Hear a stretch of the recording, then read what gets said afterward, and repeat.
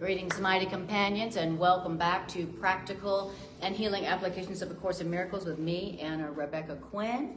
And welcome to you guys here at the Rocky Mountain Miracle Center. Thank you for coming out on this gorgeous summer night.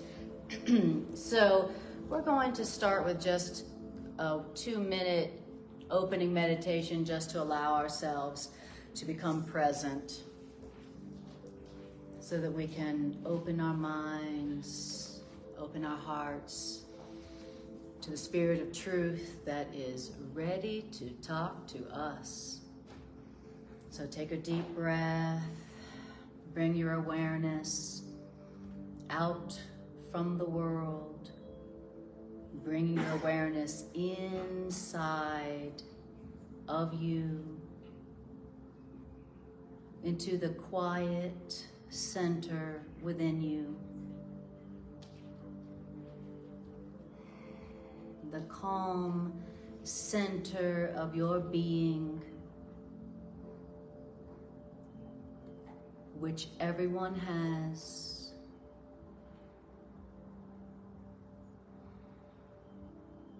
The quiet center of our mental storm within us now. We return our minds back to the holiness, to the peacefulness of this present moment now. Awakening in the present moment. Awakening from time. Awakening from the past. Awakening back into the now, this perfect, precious, powerful, present moment.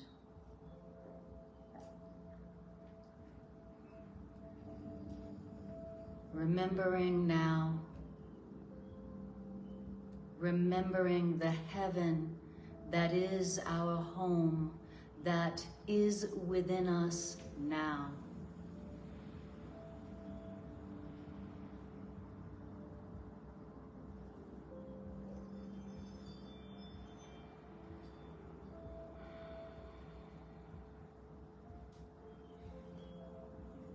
And now is the only time there is.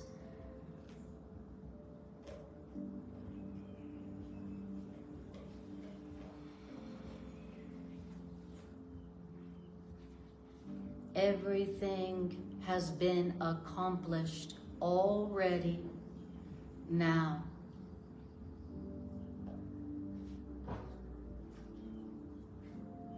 And now we need do nothing but be.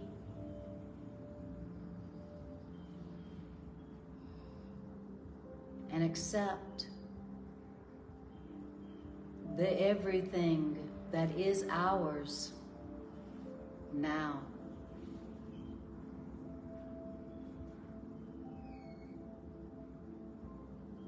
And just breathe in the now.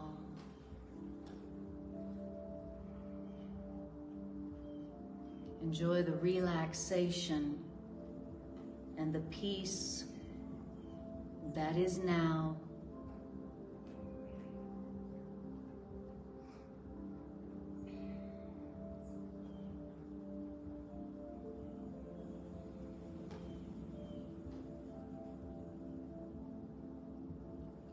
Feel who you are now.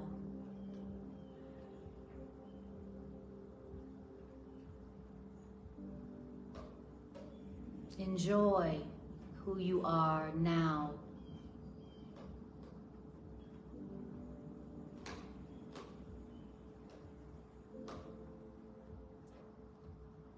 Enjoy who walks with you now.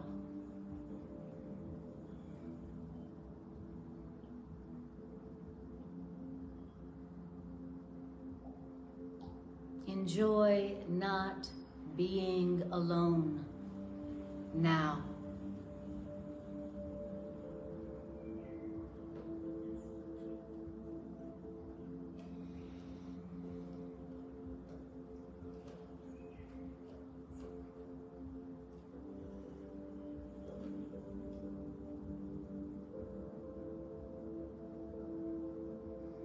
You are one self, united with your Creator,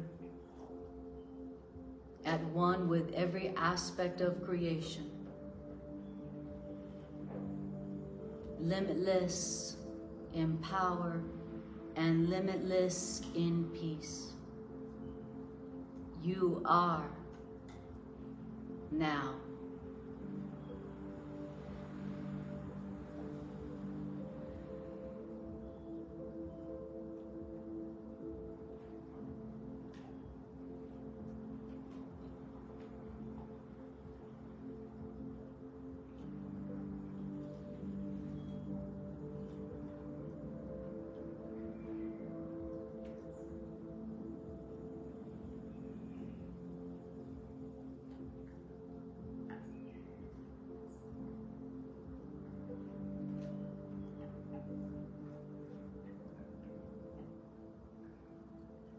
Beautiful.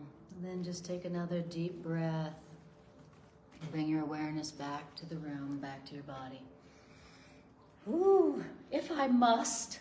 Do I have to come back to my body? No, you don't. All right, you guys. Well, where we are at today, that Spirit took us to through the random number generator, hi Todd, is chapter 8, section 1. The title of this chapter is The Undivided Will to Heal. So, do you have an undivided will to heal? It's no big deal. Do you have an undivided will to heal? Well, apparently not. If I did, probably would be healed right about now, which means I wouldn't be upset about anything. I wouldn't be complaining about anything. So, that's the name of the chapter, and the name of the section is The Unconflicted Curriculum. Does everybody see it in their book? I might be giving you a different title. So chapter 8, section 1, it might have a different title for in the blue book. What is it? What's Journey Back. Oh, the Journey Back. Direction of the curriculum. Yes. Is that what you guys said? Yep. Okay, good. Is that the name of the section or the title? First part's the Journey Back. Okay, gotcha. So the edited title is The Journey Back, and then that's the name of the chapter, and then the name of the section, the edited one, is The Undivided Will. The Undivided. The direction of the curriculum. Okay. The original title of this is The Unconflicted Curriculum. But it does talk about the journey back, and it also talks about the direction of freedom. I love the line in there where it says Spirit's journey is your freedom, and your higher self's goal is God. So your higher self's like, we're going to go on a journey to God, and the way we're going to get to God is through the experience of freedom, your freedom. Where you're like, I feel so free. I have the most free life. I feel so free in my life. Doesn't that sound good? What do you do all day? I just be free. Wow, sounds great. It's awesome. I be free all day. And apparently the only way to remember God is through experiencing your own freedom, where you don't feel limited by this, and you don't feel imprisoned by this, and you don't feel held back by this. You experience yourself as free to be yourself, free to enjoy your life. Wow. Doesn't that sound good? Well, apparently it's possible. Who knew? Okay. All right. So the title of the section in the original edition is The Unconflicted Curriculum. So we're going to be talking about our learning curriculum. Like A Course in Miracles is a curriculum. Okay. And so the Course in Miracles represents a curriculum that your higher self is offering to you. It's like our higher self is the teacher. Our higher self is like, here's the curriculum for you to experience freedom and then to remember God. Okay? So it's a curriculum for how to remember who and what you are, that you might experience freedom, true freedom. Okay? That's the purpose of your higher self's curriculum for you. But then it talks about how, but your ego also has a curriculum for you. Your ego's also trying to teach you something, right? And so this is going to talk about the two different curriculums and the two different teachers that we are following. And at some point, we will give up the conflict of having two opposite teachers who speak of two opposite things all the time. Okay, that is conflict. You're trying to listen to the voice for love and the voice for fear at the same time. So what's that going to bring to you? Some days I'm listening to the voice for love. Some days I'm listening to the voice for fear. And what does that give me? A lot of conflict, because I'm divided in what I want. I don't have one goal. I'm divided in my purpose. I'm divided in my desire. And so what happens when your mind is split between two opposite things? People call you crazy. Because you are. That's what it means to be insane. You know, when somebody has a split mind, you know, and on Sundays they're this person and the other day they're this person. They don't seem to know each other. We call that person crazy. And that's what it means to be insane, to have a split will, a split purpose. We are not unconflicted yet in our purpose, in what we want to learn. Some days I want to learn fear, and some days I want to learn love, and so I'm conflicted in what I want. And so my life reflects this bipolarity, you know. So this section really talks about Spirit's curriculum, ego's curriculum, and how to stop being conflicted in what you want to learn. Stop being conflicted in the teacher you are following, okay, that you are listening to. Like which voice you take advice from in your mind. You know there's two voices in there and they give you very different advice, right? And one voice is very loud and commanding and demanding, and it's always talking about how you're always not good enough and you should always feel bad about something. And you should always feel bad about yourself. This voice does not care what you feel bad about, just as long as you feel bad about yourself or something, you know, and that you feel guilty about everything. And that you don't really learn. So that's what we're going to talk about. All right. So it says, you are hampered in your progress by your demands to know what you do not know. Oh, sorry. Okay, where? That isn't what we have. Oh, okay. Yes, knowledge is not the motivation for learning. Oh, okay. Then go.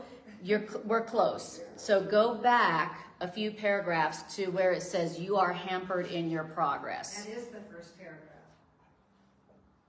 In your book? Yeah, there's another one ahead of it. Okay, mine starts with you are hampered in your progress. I don't have that. Okay, go back a few paragraphs into the section before. Oh, okay. And so sorry, I should have looked to see if they were that different before class. What is the first It is one? you are hampered in your progress, and it is a few paragraphs before. What's the name of the one in the images? It's 8-1, the unconflicted curriculum. So,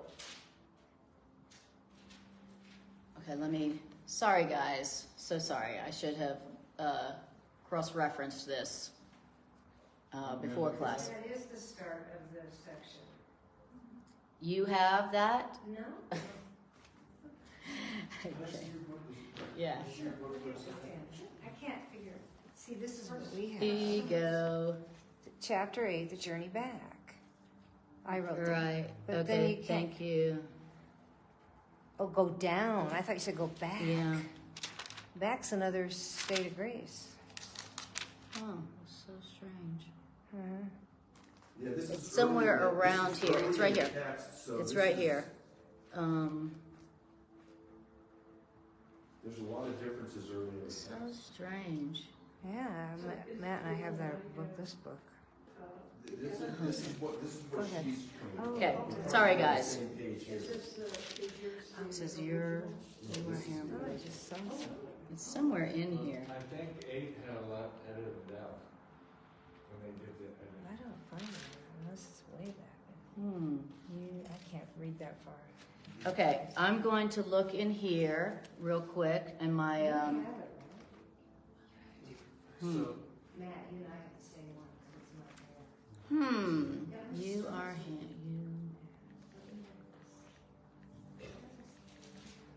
oh yeah. There is no go back. Okay, well then, I'm going back. okay. Matt, if you would mind looking for it, then I am looking. yes, for it. and then I'll just go on and thank you for doing that. It's so weird. Okay, she's like, great. That's good for me. Okay.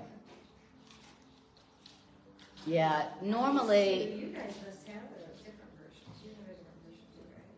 That's the original. Are you in it? oh, okay, yeah.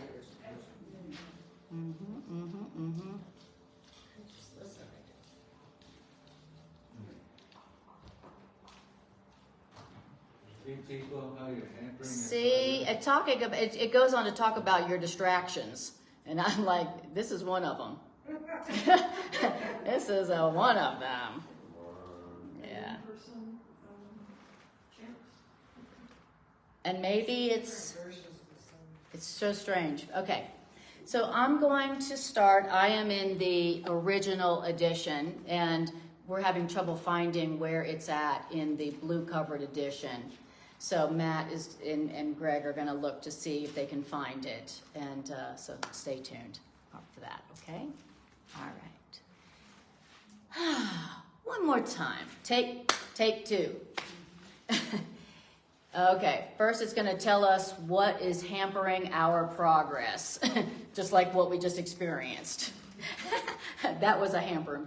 You are hampered in your progress, your learning progress. I titled this, what is hampering your progress in learning? What is hampering my learning progress?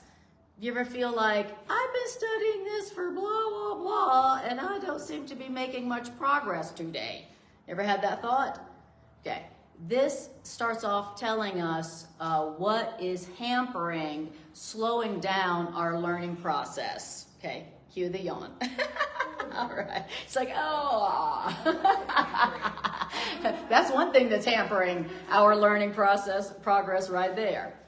What is hampering your learning progress is your demand to know what you do not know.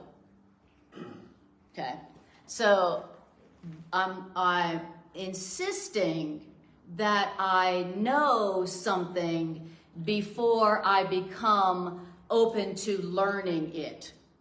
So I'm not learning anything because I don't want to take the mindset of the what do they call that? The beginner's mind. So I'm like, I don't want to study that course unless I know what the course is saying, unless I understand what the Course in Miracles is saying. I don't want to learn it because I am demanding that I know what I don't know, and so now I can't be taught this curriculum. Okay, so we're demanding to know what we don't know, which is what we need to learn. So it's like, well, if I don't already know what A Course in Miracles says, if I don't see where it's going, and if I don't understand it, what it's saying, I don't want to know it. That's the main thing that's hindering or hampering our progress. I got to know what it's saying. I got to know why it's saying that. I got to understand it. And I have to already know the Course in Miracles, because I don't like the state of mind of like, oh, I don't know something, and therefore I need to learn it. Yes, Greg? So they're just going to miss the first 4 sentences, and then we'll pick up Yep. on their sentence 1 will be your sentence 5. Okay. They just edited out the first. So it is chapter 8, section 1, Yes. Yeah. starting in the blue book at sentence 5. Just vegetate for 4 sentences. Okay, so for 4 sentences, you guys have to just listen. That is hampering my progress in learning. That's another hamper to our progress in learning. And that's why it's hard to listen, because I'm demanding that I know something that I don't know. And that's why it's hard for me to listen. To learn something you don't know, you have to acknowledge I don't know it and I'm willing to listen. So, and we're all just so great at that. We're all so great at having the beginner's mind of like, oh, this is something I don't know, and that's okay. It's not okay for our egos to not know something. It's like, please don't try to tell me something I don't know, right? I don't feel comfortable not knowing everything. I don't like being a learner. I don't like listening to something I don't know. Anybody recognize that? Easier to recognize in other people, eh? I know lots of people like that. You can't tell them nothing. You know, trying to tell them something they obviously don't know because they don't have peace, but they're going to tell you what they know about it, which hampers their learning progress. You recognize what I'm talking about? Okay. Like I said, it's easier to see in other people than yourself. All right. So, and it says, when you demand that you know what you don't know, this is actually a way of hanging on to deprivation. So when you insist on knowing the curriculum that you don't know, then what happens? A feeling of deprivation. Now I don't feel like I know anything. Now I feel like I don't have any learning. Now I don't have learning. So an experience of deprivation. When you demand to know what you don't know, then you are actually clinging, hanging on to an experience of not having learned, which means not having the peace, the joy, all the results of learning. So I'm hampering my learning by insisting that I know everything. You tell me something, I'm going to tell you something that I know about what you're saying. And that's what we're doing to our teacher, right? And that is hampering our learning progress. Okay. Then it's like what they say about, somebody who doesn't have a teachable spirit. If you think you know everything and you demand that, you don't have a teachable spirit. And if you don't have a teachable spirit, how are you going to learn? How are you going to make learning progress? In the curriculum, you say you want to learn. I just hate it when the Course in Miracles pegs me to the wall. And I'm like, Now, he says, you cannot reasonably object to following instructions of the Course from your teacher. I'll say that again. You cannot reasonably object to following instructions in a course for knowing on the grounds that you do not know. So A Course in Miracles is about learning. A Course in Miracles is about learning about knowledge. But we object to the Course in Miracles. We object to following the Course in Miracles instructions, A Course for Knowing, on the grounds that we don't know the Course in Miracles. Well, since I don't already know it all, then I am going to object to following the instructions of A Course in Miracles. Well, we're objecting to following the instructions in A Course in Miracles for some reason, because A Course in Miracles is just all instructions. Okay. But we don't see it like that. We're not like, what should I do? Okay, what should I do? We don't see yet as A Course in Miracles being the instructions in a curriculum for knowing, for coming to knowledge. We don't have knowledge. That's why we need A Course in Miracles, but we act like we do have knowledge. We act like we do know. And so then we don't follow the instructions. We don't continue to ask questions. We don't continue to ask questions. Exactly. We're talking more about, we're telling other people what we know instead of listening for following instructions. Listening for instructions and following instructions. What did you say, Spirit? What did you say, love? All right, do this, do that. You know, I am too busy telling people what I know about what they say they know. All right. So I object to following the instructions in A Course in Miracles on the basis that, on the grounds that I do not know. Okay. And the need for the Course in Miracles is implicit in your objection to not knowing. Because you don't like to be not knowing and asking questions and learning, because you don't know that, that's why you need A Course in Miracles. But I'm not going to do the Course in Miracles because unless I know it and understand it, then I object to following its instructions. Wow. So it says, but knowing or knowledge is not the motivation factor for learning this course.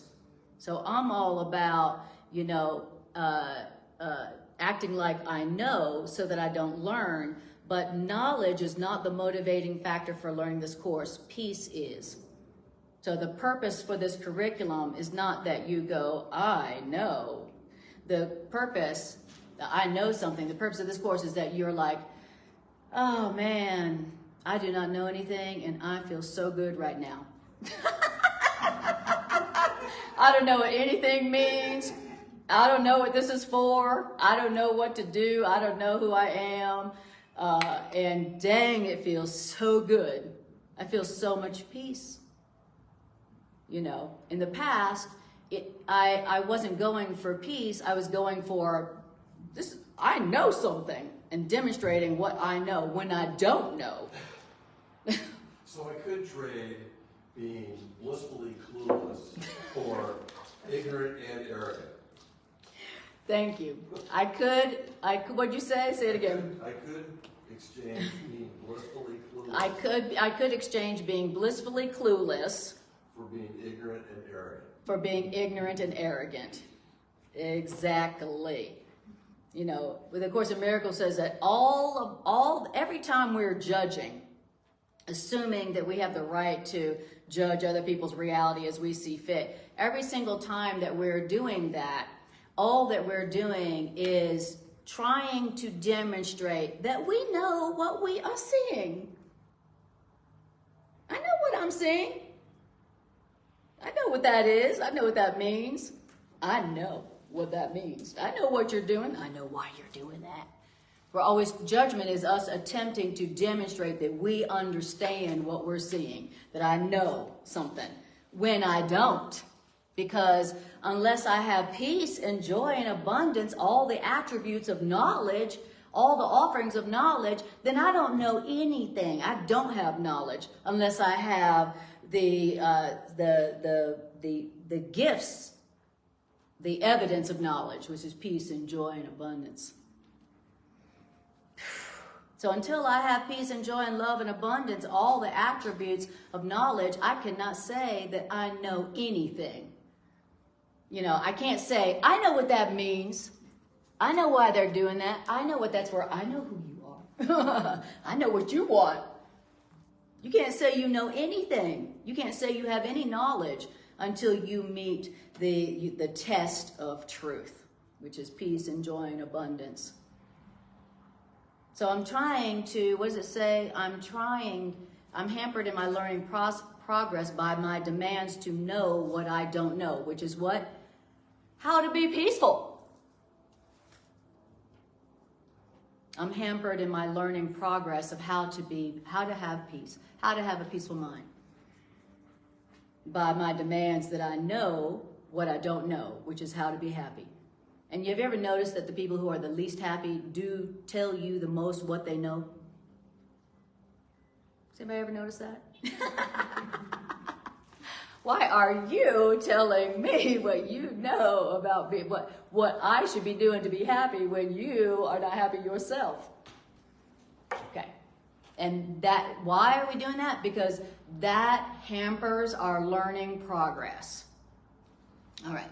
So what would speed up our learning progress is going, you know what? I don't know what it means to be happy. I don't know how to have peace. I don't have knowledge because I don't have peace and joy, love, and abundance every day. That's what we should be saying that would speed up our learning progress. So you want to speed up your learning progress because you don't want to take another 10 years to learn that one dumb lesson. You know, that one dumb lesson, I don't want to take another 10 years to learn that. I prefer to do it now. I don't want to take 10 years just to learn that one dumb lesson. So I want to speed up my learning progress.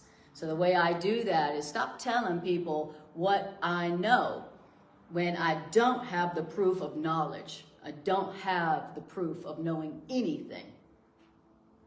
All right? Okay. Then it says, knowledge says, the need for the course is important. Knowledge is not the motivation factor for learning this course. Peace is. As the prerequisite for knowledge, peace must be learned. So you want to know something? Well, you don't get to know anything until you have peace. Interesting. You want to know something? You want to prove how much you know? Yes. You don't know anything. You don't have knowledge until you have peace. Peace is the prerequisite for knowledge. So when someone's telling you, I know what's going on here, and they're upset and angry and hurt, then they do not know what is going on and what it means. Because they don't have peace. So don't ever think you know what's going on and you don't have peace. Because peace is the prerequisite for knowledge. Peace comes first. Then I'm like, well, if I just knew enough, I'd be happy. That's mine. Like I'm a collector of information, knowledge. You know, some people hoard magazines. I hoard knowledge. You know, thinking that, oh, when I just get enough knowledge and know enough, then I'll be happy. And he's like, no, that's not the way it really works. You know, you don't really know anything or have knowledge until you have achieved peace. So if you want to know something, then first get calm, get quiet, acknowledge and recognize you don't know anything. You don't know what anything, including this, means. You don't know what it's for. You don't know what you're doing. And you don't even know where you are. And you don't know where you're going. Just get quiet acknowledge the truth. I don't know anything right now. I don't know anything. But I do have a guide. I do have a teacher. And it's safe to not know. It's safe to not know what the hell is going on right now. Honestly, that's what we should be telling ourselves. It is safe for me to not know what is going on right now. It's safe for me to not know what to do or what this means or what this is for. It's safe. So we're like, oh man, I got to know something in order to be safe. But when you go, I don't know anything, I don't know what this means, what this is for, then it's like, then now I can relax. Now I can just relax. I don't have to know anything. It's safe to not know. And then once you relax, then all of a sudden, the true knowledge of what it is and what it means and what it's for just comes. And it's like, oh, I get it. Why didn't I see that before? Because you were in conflict, which is you insisting on you know what it means. That's what conflict is. You insisting, you demanding that you know what it means when you don't. And you're like, I don't know what it means. Calm, and here comes knowledge. After the peace that comes from saying I don't know, which is obvious, then comes the peace. All right. Beautiful. And peace is the motivating factor for this course. That's what this course is about. Not that you'd be like, I know something. I'm so smart. I study a course in miracles. That is not the purpose of this course. That you can go to people, listen to me, I know something. I study a course in miracles. And they're like, then I don't think I want to study a course in miracles if you are the one teaching that course.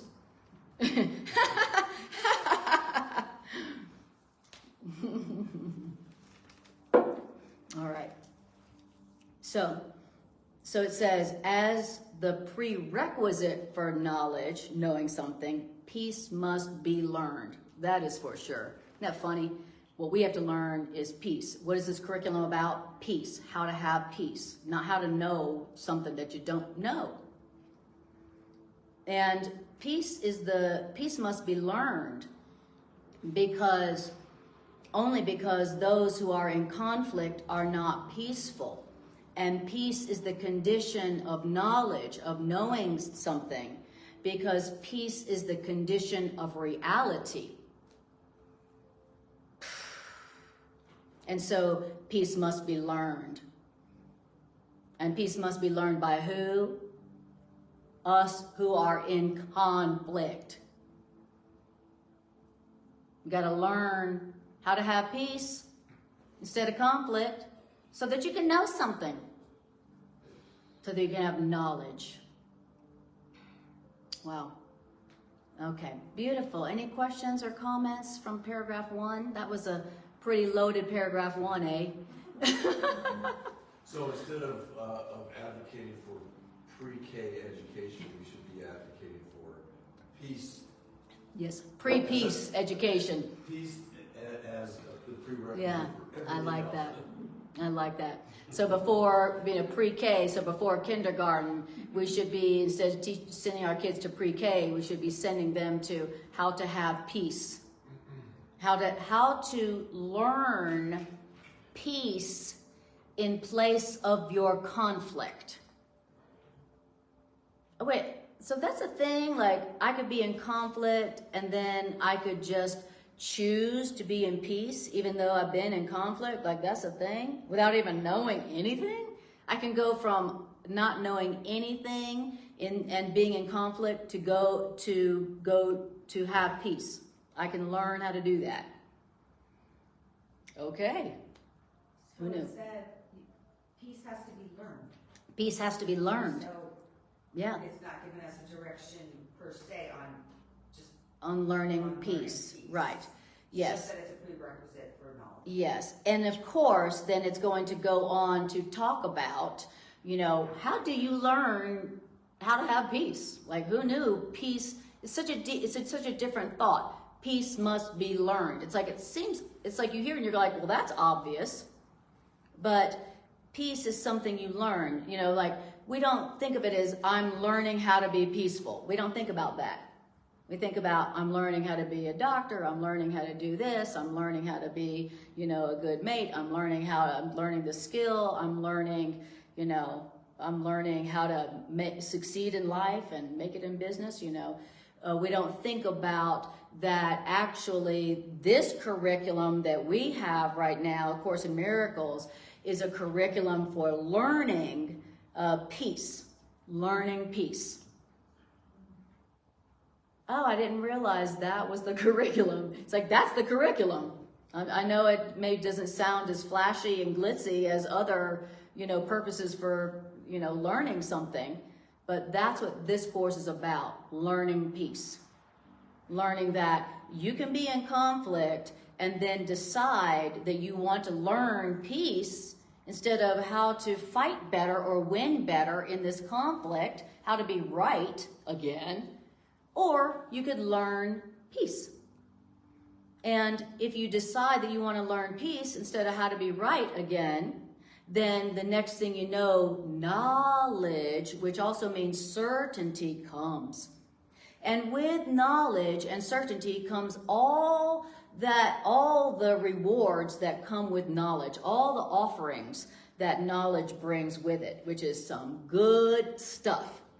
What knowledge brings with it is good stuff that I'm going to tell you about, all that knowledge brings you. Okay? All right. So we're learning peace. This is a curriculum that's going to teach us how to learn peace, how to have peace so that we can have knowledge and all the gifts that come with knowledge, like certainty. All right. So knowledge will be restored when you meet knowledge's condition. So when you meet knowledge's condition called peace, then knowledge will be restored to you. Now, this is not a bargain made by God, who made no bargains at all. The fact that knowledge will be restored to you when you meet knowledge's conditions is merely the result of your misuse of God's laws on behalf of a will that was not God's. Knowledge is God's will for you.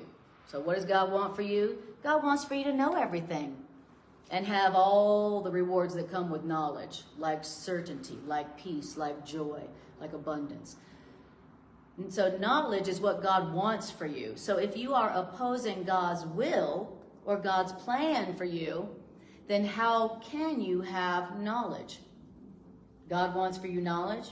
If you think you want some other will or plan besides God's for you, then you are opposing knowledge.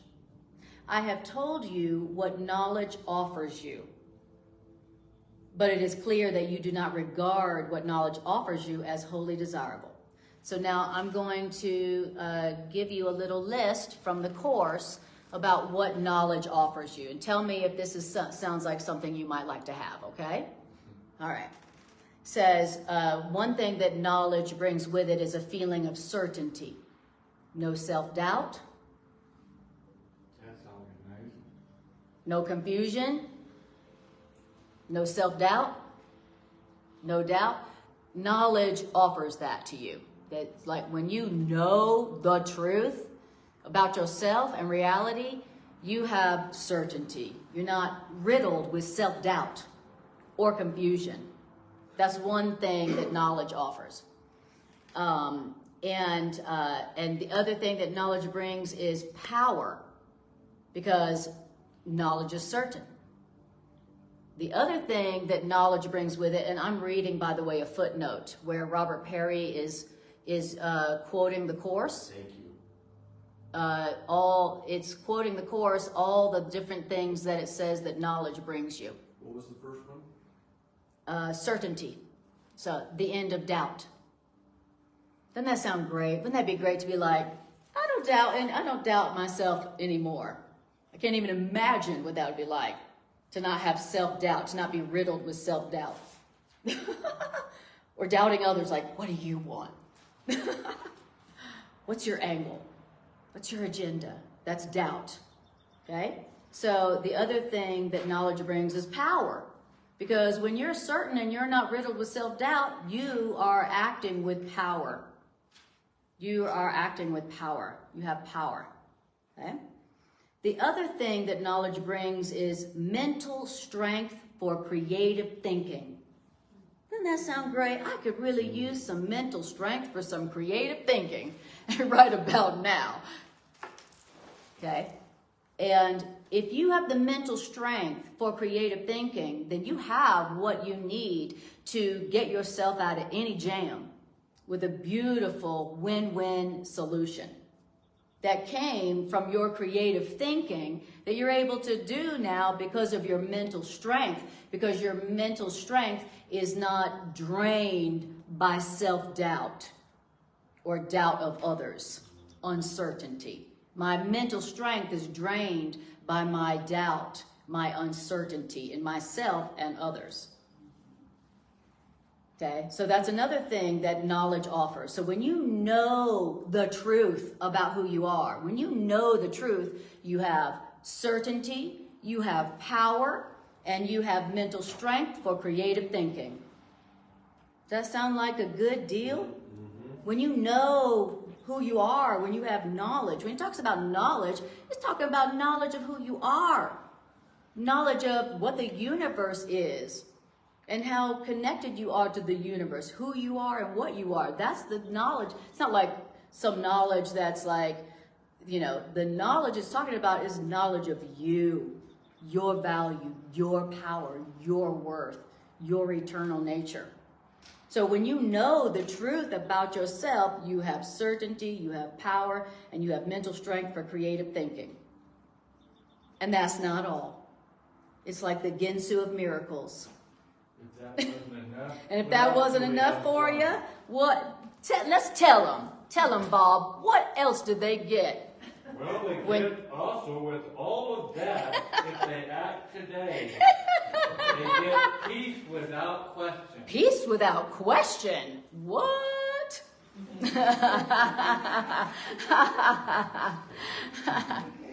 You also get peace without question. We can't even conceive of that. We're like, what's that? What's peace without question? Like, I have peace. And I'm not sitting here questioning my peace. Like, is this peace going to last? Is somebody going to come take this peace from me? You know, peace without question. Is this peace okay? Is this peace safe? And honestly, if you haven't experienced peace yet, you really question it. When you start having peace, and you start having that what they say, that peace that passes your understanding, you know, there's a part of you that's like, is this okay? Am I having a mental breakdown and I don't know it? Am I going crazy and I just don't realize it? You know, am I just in deep denial? This is why I have peace? Peace without question comes with knowledge. So it says the offerings that knowledge brings with it. Knowledge brings with it these things, these offerings, these gifts. And so in any situation, if you truly did have knowledge, you would have peace, you would have certainty, you would have power, you would have mental strength for creative thinking, and you would have peace without question. So knowledge is pretty valuable. He says, and to know any part of knowledge is to know all of it. So to know any part of truth. So when you have knowledge, then you know all of truth. So it also brings knowledge of all truth. To have, when knowledge comes, it gives you knowledge of all truth. And then here's what else it says, which really blew my mind when I read it today. Another offering that peace, that knowledge brings with it is you will lose all your fear of teaching, and you will lose all your fear of relating. You know how we all have fear of relating to people? You know how we're like kind of nervous or afraid of people? Not sure why, but just afraid of people. Just afraid of people. Why is it that we're just kind of afraid of people? But knowledge brings, with knowledge, you lose all your fear of teaching, and you lose all your fear of relating in any form once you know who you are. Wow. Like, I will have no fear of relating to people. I won't be like shy or nervous or social anxiety or feel so weird going into meeting people I don't know. I just feel, you know what I mean? Where it talks about fear of relating in any form. Man, think of what this will do to your social life if you had knowledge of who you are. If you have knowledge of who you are, you're not afraid of people. You're like, I love people. Some days you're like, I just don't like people. I just don't like people. Well, that is a fear of people. That is a fear of relating. Wow. And which also means it's a fear of teaching. It's interesting. Your fear of people is your fear of teaching. Isn't that interesting? I never quite put those together like that. But you'll lose your fear of people, and you'll lose your fear of teaching them only love when knowledge comes, when you've met knowledge's prerequisites. And then the last thing that it reports that knowledge brings with it is the oneness of knowledge that is conflict-free. So no more conflict. One of the offerings that knowledge brings is end of conflict. You're not in conflict. And we're like, what's that? What do you mean a period of not having any conflict? What do you mean being conflict free? Well, the fact that we are like, I can't even conceive what that's like, is our proof that we do not know anything. We do not know who we are. We do not know the truth. Knowledge is awareness of the truth. Yes. So that list is reminding me of the section you taught last week. I can't remember if it was Sunday or Monday on the development of trust. Mm-hmm, yeah. And that statement that the teachers of God have trust in the world because they have learned that it is not governed by the laws the world made up. Yes. Exactly. And so if I knew that, I could have a lot more peace when I look at the world. Absolutely. That you have peace when you realize that the world is not governed by the laws the world made up. It's governed by a power that's in you but not of you. See, a power that's in you but not of you is the same as knowledge. Knowledge is in you, but you didn't make it up. But we are insisting on making up what we know. We're going to make up what we know. That's what we're demanding to know what we don't know. So it's like, I don't want to receive knowledge that I didn't make up. I want to make it up myself. That's what I do. That's what I want. I don't want the knowledge that's in me but that I didn't make up. I want to make it up. I want to be the source of the knowledge. Instead of the one who doesn't know. I don't like not knowing. And so I'm demanding to know what I don't know. So I can pretend to be God. So I can pretend to be God. Since it makes me so happy and so abundant. Exactly. Yes. Okay. So it says, right. So I have told you what knowledge offers you. Okay? But it is clear that you do not regard what knowledge offers you as wholly desirable. All the things that I just listed, that the course lists, that comes with knowledge, I don't wholly desire. It's obvious that I don't wholly desire that yet. Okay. I heard that list and I'm like, oh. Oh, but what I know, which means what I made up, is so much better than that list.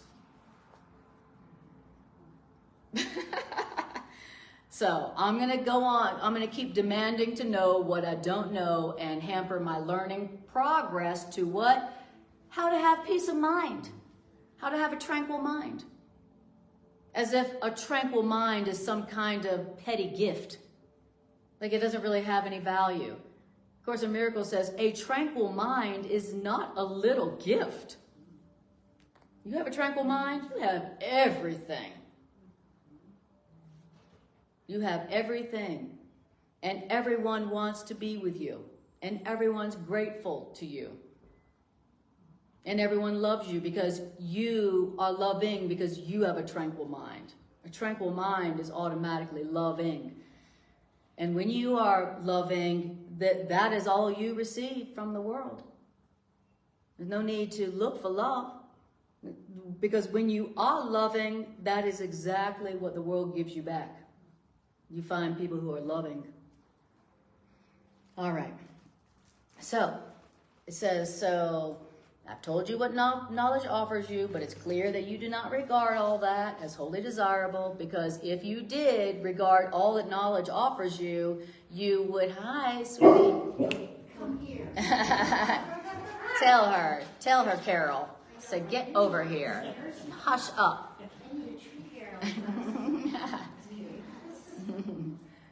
See how good my little guard dog is? I know the pack is already assembled. There's an intruder. Exactly.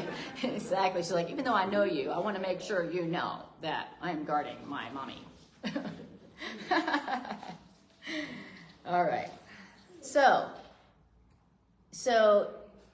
if you did regard what knowledge of who you are offers you, if you did want it completely, then you would hardly be willing to throw what knowledge offers you away so readily when the ego asks for your allegiance.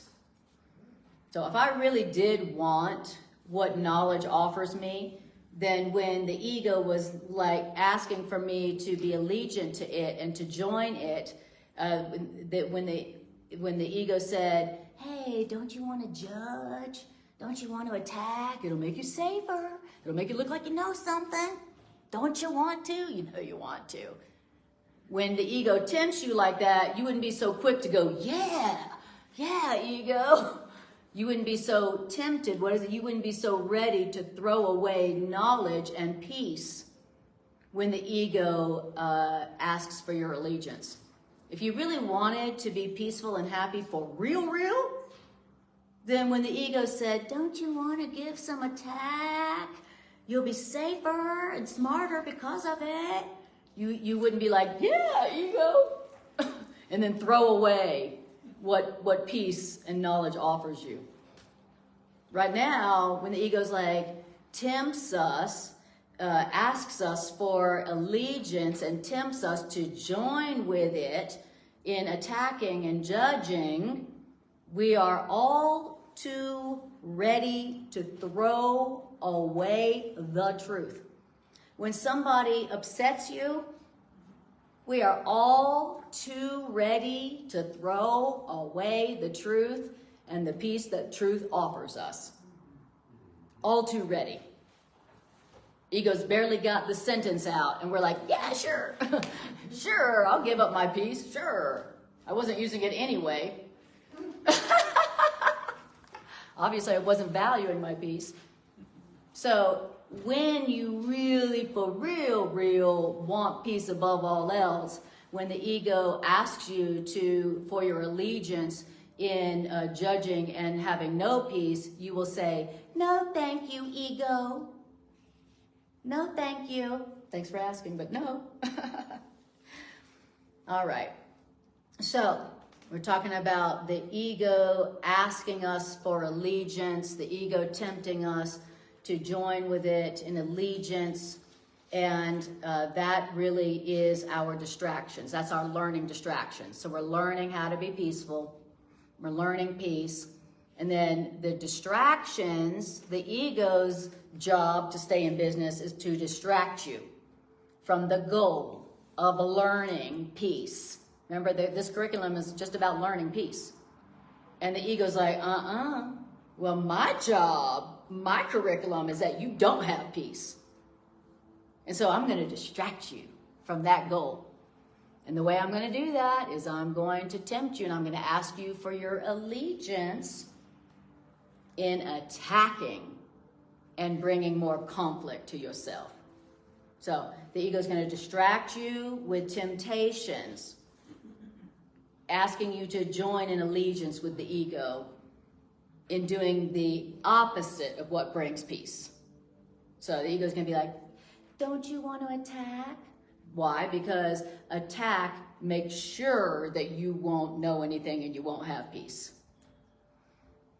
So it says the distraction of the ego seems to interfere with your learning peace. I'll say it again. The distraction of the ego seems to interfere with your learning peace. I want to learn peace, but this person is such a jerk.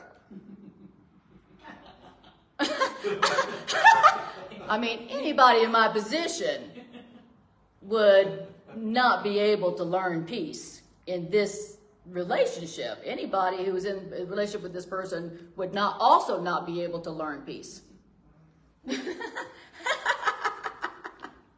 Jesus.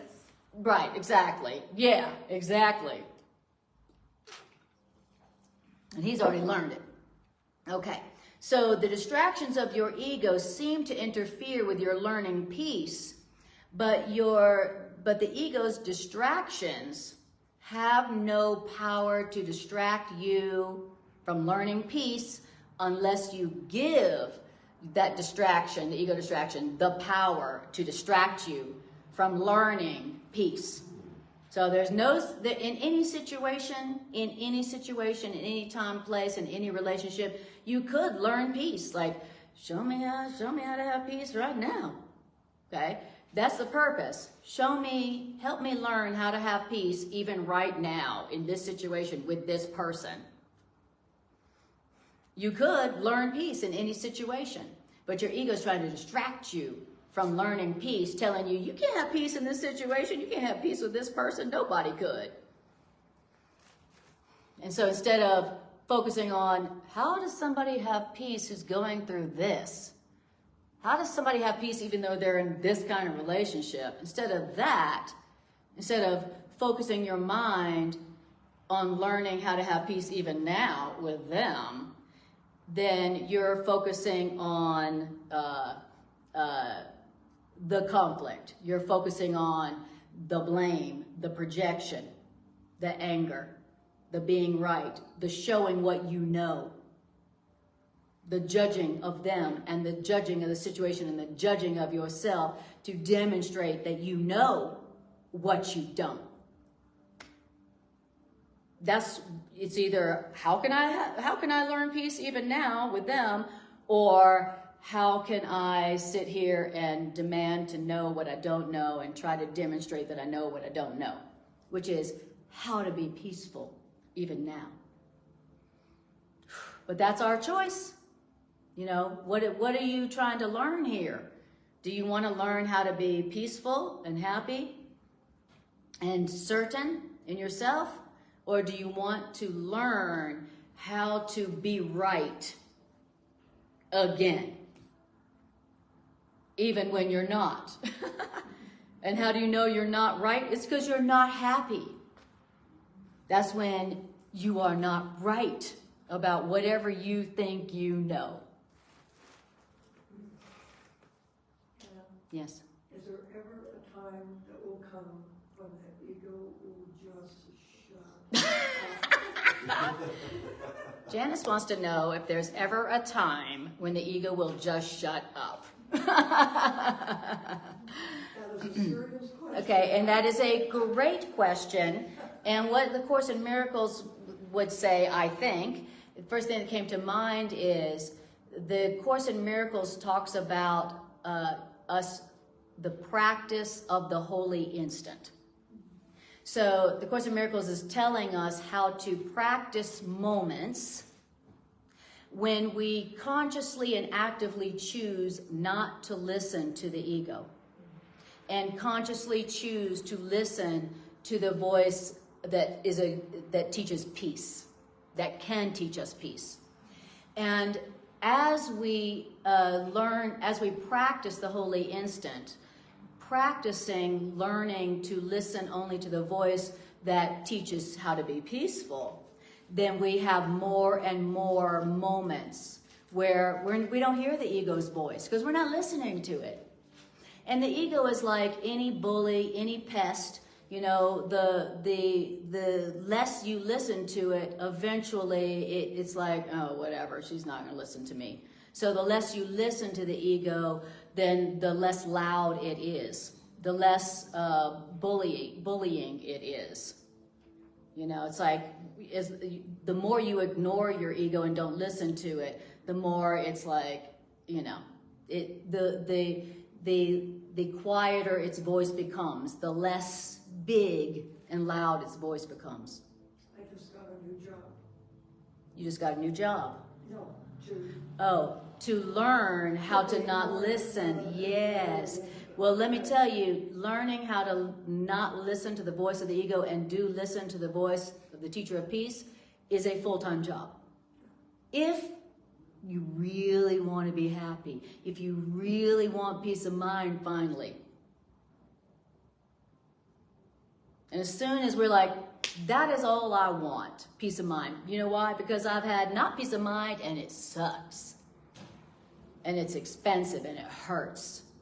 And so when you're really determined to have peace of mind instead of knowing something and being right all the time, then you're like, you know, when there's a will, there's a way. When you decide that's what you want, then you go, oh, it's so easy.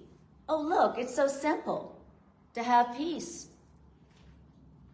Then you say, oh, look, it's so simple. And this is showing us the simple way to have peace of mind, which really gives you everything that you really want.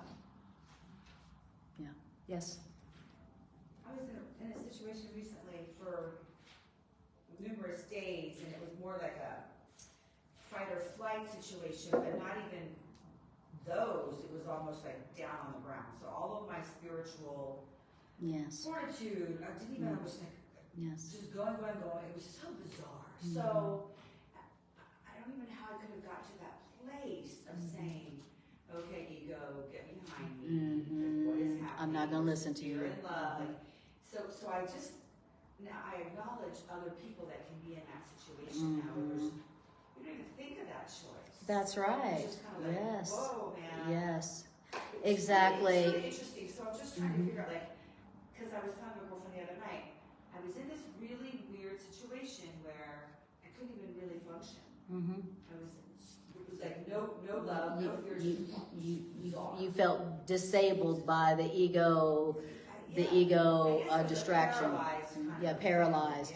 Yeah. You felt paralyzed by the ego, so much so that it felt like you couldn't even make the choice to say, no, I'm not going to listen to the ego, and spirit, I want to listen to your voice. Right. Gotcha. Yeah, and that's why I said peace is learned. And that's what we're all doing. And learning means not doing it perfectly. Learning means I don't even do it well right now. That's what learning means. I don't do it well right now. But every little time I try and try again to follow the instructions of our teacher of peace, every time it gets easier. You know, and hear what it said. It said the distraction of the ego seems to interfere with your learning peace right now. But that distraction that you just mentioned, where you felt too paralyzed even to choose for peace, has no power to distract you from learning peace if you don't give it the power to distract you from learning peace. So it's like, even though I was just on the ground paralyzed, felt like I was disabled and I couldn't even choose again, that is not going to keep you from learning peace. So don't judge it as if you know what it means, and just go back to your goal. But listening to this now that I'm back and I'm in a much more like peaceful situation, Right. I can now see that, like, wow, Yes. I'm here and I'm much more peaceful and I'm grounded. And so hearing this is like, yes, yes, yes. Right. Exactly. And so notice that ego distraction did not have the power to distract you from learning peace, because here you are learning peace and peaceful. Yeah. So beautiful. So it doesn't, what it seems like it has a lot of power. That sounds like something that you invested with power, like you invested it with fear, like, oh my God, am I ever going to learn this? Because just 5 minutes ago, I was disabled, paralyzed on the floor, feeling like I couldn't even choose again. So, it only has the power that we give it. And you obviously didn't give it any power, because here you are right now. So beautiful. Thank you for sharing that. That's a great question.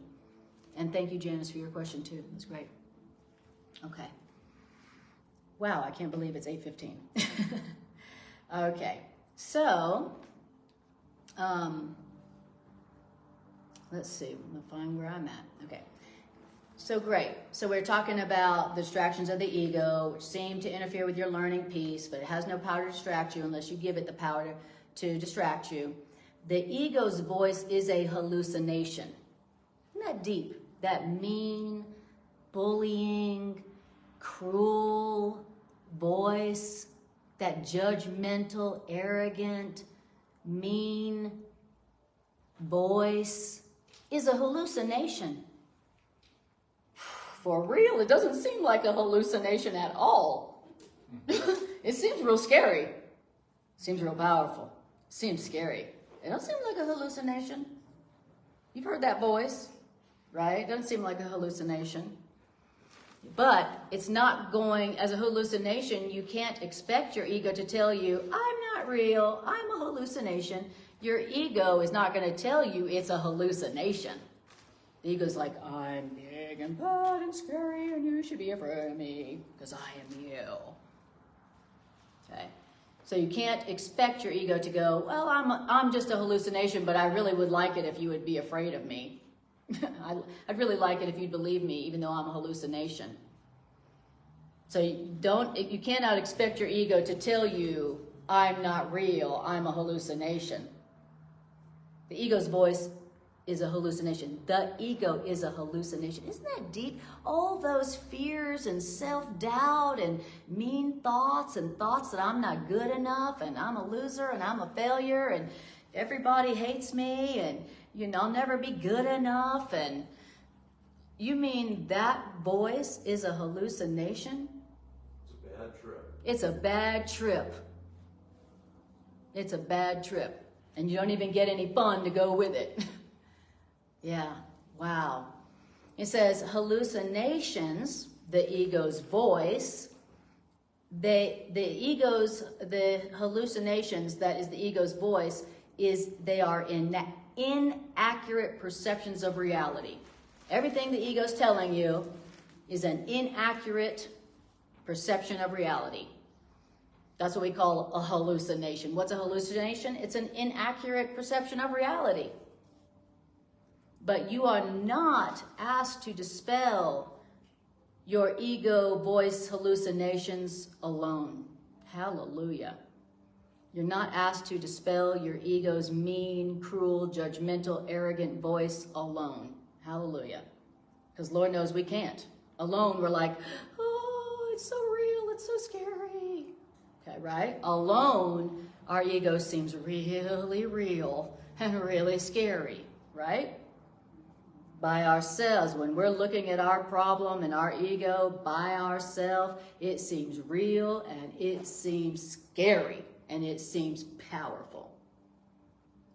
But we are not asked to dispel our ego's voice alone. We are merely asked to evaluate our ego's voice in terms of its results to us.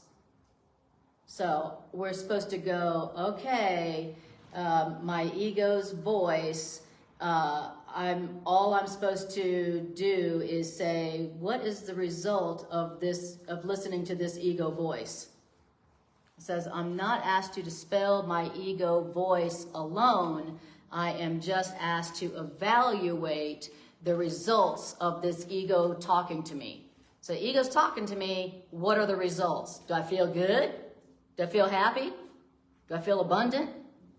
Or am I feeling paralyzed on the floor with fear?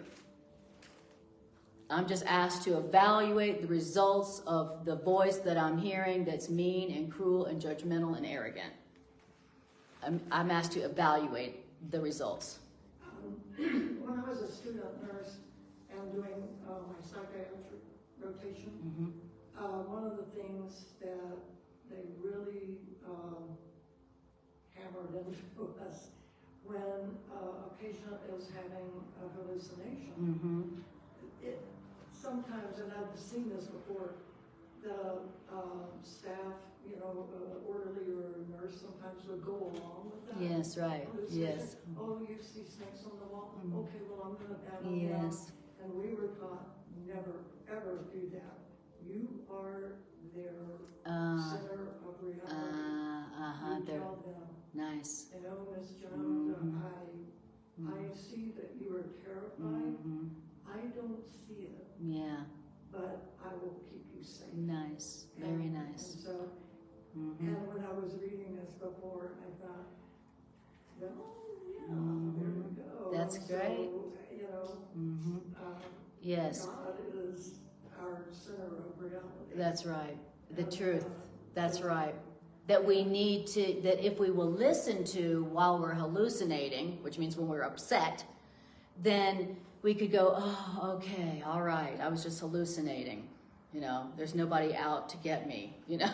Everybody doesn't hate me, right?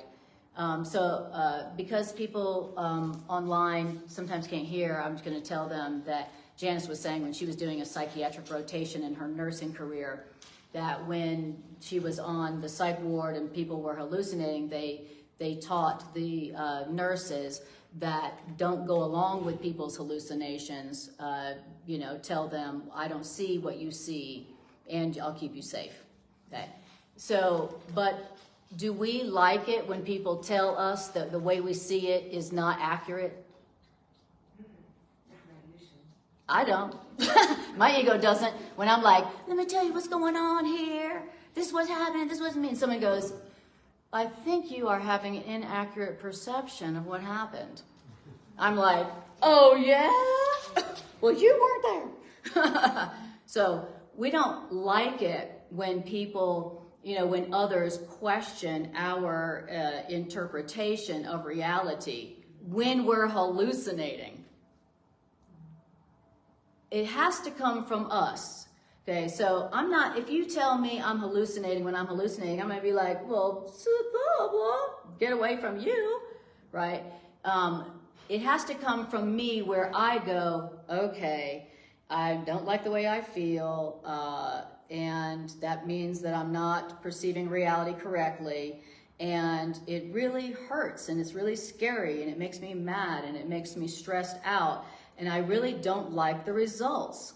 So it has to come from us putting together our hallucination with the discomfort, where we put it together. I'm hallucinating and I feel terrible right now. So when I finally put it together that if I don't like the way I feel, I must be wrong in the way I'm seeing it, the way I'm interpreting it, then I go, I don't know anything. I don't know what is true right now because I don't like the way I feel. And then we ask for what is the truth about the situation. And you'll know that you have the truth about the situation. You'll know you have knowledge about it because you're not stressed, you're not upset, you're at peace. So. Or at least there's a movement in that. Or at least there's movement in that direction. Exactly. Exactly.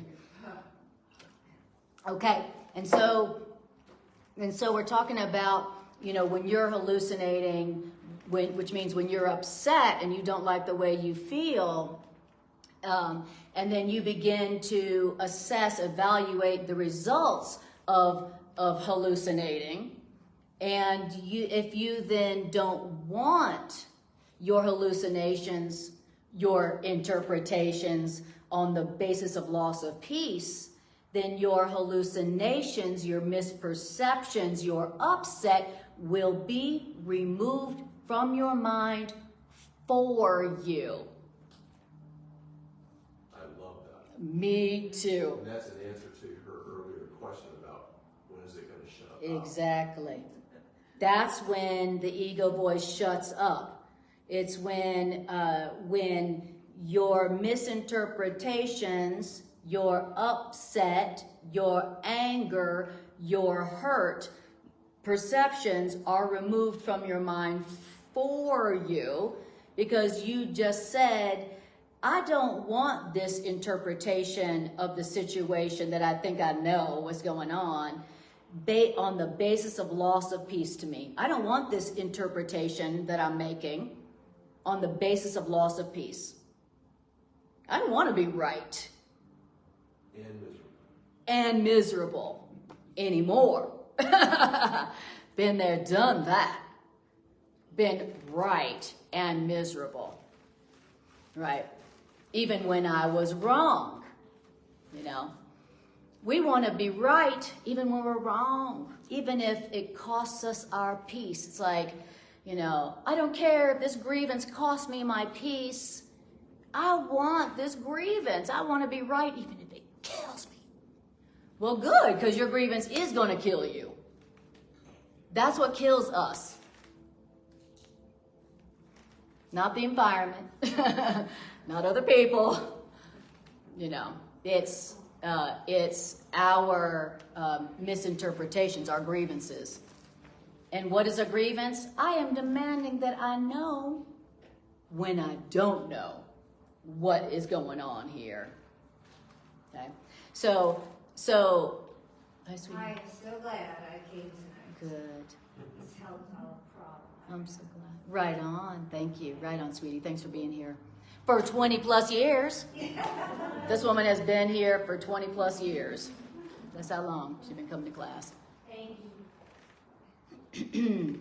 All right. So remember this. If you do not want the crappy results of your hallucinations, if you don't want the crappy results, the pain, the hurt of your interpretations, what you think you know, based on the fact that you lose your peace, then those misinterpretations, those grievances, those angers, those judgments that are hurting you will be removed from your mind for you. So all I got to do is go, I obviously do not know what's going on because I do not like the way I feel. And on the basis of loss of peace, I don't want this misinterpretation. I don't want what I think I know to be true. I just want my misperceptions, obvious misperceptions, to be removed from my mind for me. I just want the truth so that I can have peace. Like now I want to be happy more than I want to be right. And when you say, I want to be happy more than I want to be right, now you have met the requirements, the conditions for knowledge. Now you will have knowledge of what really is going on. And what is really going on is something that could only bring you peace and joy and abundance and healing and fun and more friends and a happier, more abundant, free life. That is what comes with knowing the truth about what is going on and knowing the truth about yourself that you threw away to have that grievance. Wow. Okay, questions or comments? Because we're stopping there tonight. Well, I love how it's simply asking us to evaluate and put together the cause and effect. Yes, connect the dots. It's asking you just to connect the dots between your misery and your demand to know what you don't know. And the next step that comes 4 chapters later, with the judgment of the Holy Spirit, is once I'm willing to do that, then the course also offers me the way to look at every situation as either loving or a call for love. Yes, exactly. And if I'm just willing to do those 2 things, evaluate the effects of what you think you know. What I think I know on how I'm feeling, what I'm experiencing right now, and apply the Holy Spirit's judgment of whatever Of what's going on. Of what's going on. That's putting me on the road towards peace. Graduating from the prerequisite learning peace. Exactly, and learning peace. That'll bring you to learning peace. Exactly. Beautiful. That was a great encapsulation of that. Thank you. Yeah. You know that comment, the call to peace, or call to love. Yes. Call for love. I had not heard that before, and so that was etched in my brain.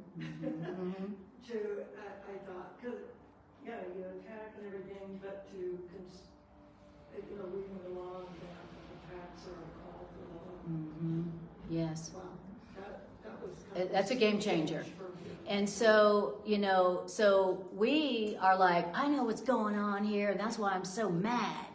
Okay? Well, the truth is that if you're mad, you don't know what's really going on. But then, like Matt was reminding us, the Course is telling us, well, here's what is going on. In it, everything that you see is either love or a call for love. Everything you see and are experiencing is either helpful or a call for help. And that call for love And made it easier for me to forgive. yes, exactly. It was just easier. Exactly. Well, because that's true, that is going to meet the requirements for knowledge, which, is going to, now you will be judging correctly. Now you will be knowing something. If you're like, this is either love or a call for love, you are having an accurate perception of reality. So remember, the upset is you have an inaccurate perception of reality. A correct perception of reality is it's either love or it's calling for love. They're either giving love or they're calling for love. That is accurate interpretation. And so that perception will bring peace. It will meet the requirement, the requisite for knowledge and peace. So you don't have to analyze, you don't have to judge, you don't have to figure anything out, don't have to make anything up. You just go, it's either love or call for love, so that's it. That is having an accurate interpretation of reality, which does bring peace. All right, guys. So, we're going to do an integration meditation for just a couple of minutes. So, just get comfortable. Demi says, if I can get a hashtag neutral on it all, it makes a difference too. Exactly. That's the piece. Carla says, truth is, I don't know the truth. Very good. And we don't need to make up the truth like we do. We're always like, I know what the truth is, and we just sit there and make it up. We're just making it up as if we know. But we don't have to do that. It's safe to not know because it's being offered us. You don't have to make it up. That's too much work to make up what's going on, to make up truth. All right. So let's, we're going to just do a couple of minutes of an integration meditation where we take the ideas and just breathe on them. Beautiful. Thank you, Justin. Thank you, Carla.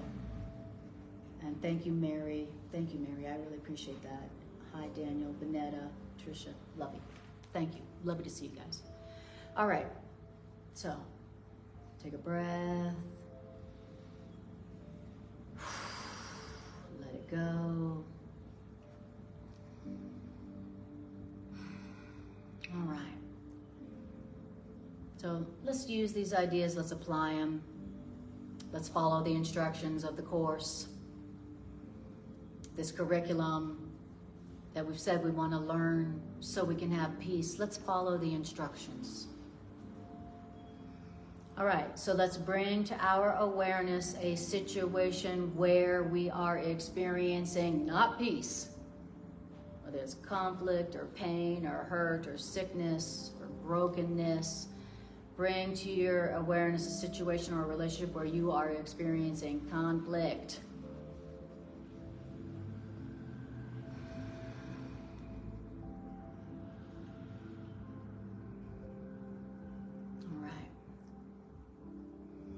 Now, the first thing that we want to tell ourselves is that I do not know what this situation or relationship means, because I'm not at peace. I don't know what this situation or relationship is for. I don't know what I'm doing in it. And I really don't know how to respond.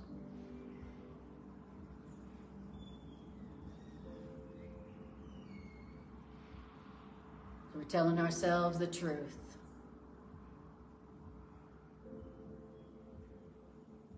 And now we want to tell ourselves it is perfectly safe to not know what's happening right now, to not know what it means. It's safe to not know. I don't have to know what this means and what it's for, because there is one within me who does know the truth, who does know what it really means and what's really going on. And for a moment, I'm going to stop insisting that I know what it means. And I'm going to ask the teacher of peace within my mind, who does know what it means, who does know the truth, and is ready and willing to teach me.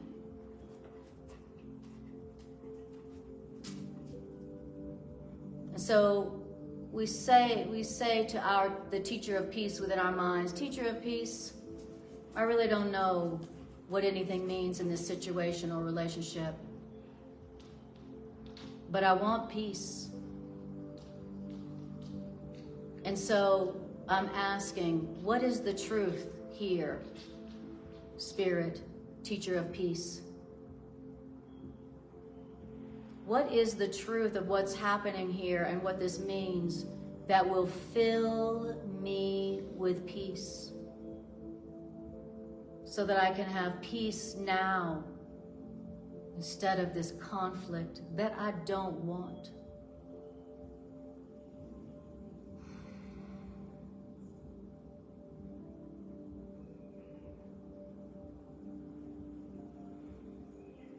And tell the teacher of peace in your mind, on the basis of loss of peace, I want my hallucination that's frightening me and hurting me, I want it removed for me. On the basis of loss of peace, I ask that this misinterpretation, this error, this judgment be removed from my mind for me. I ask that what I think I know about this situation or relationship be removed from my mind for me. I ask it to be corrected because I don't want it anymore, because it makes me lose my peace. I have to give up my peace to hold on to this judgment, this grievance, this hallucination. On the basis of loss of peace, I ask that this grievance, this misinterpretation, this hallucination be removed from my mind for me, that I might accept the truth that as you know it, teacher, and return to peace. I want peace. I want to learn peace. Higher self, teach me how to have peace even right here, right now, and even in this relationship right now. Teach me how to have peace right now.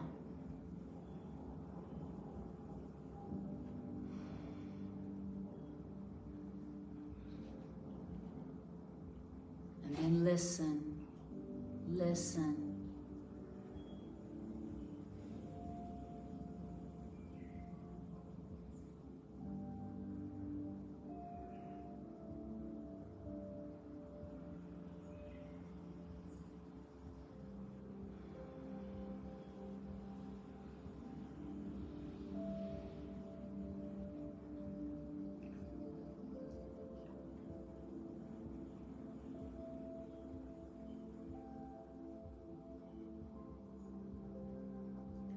And now thank your teacher of peace. Thank you, teacher of peace within my mind.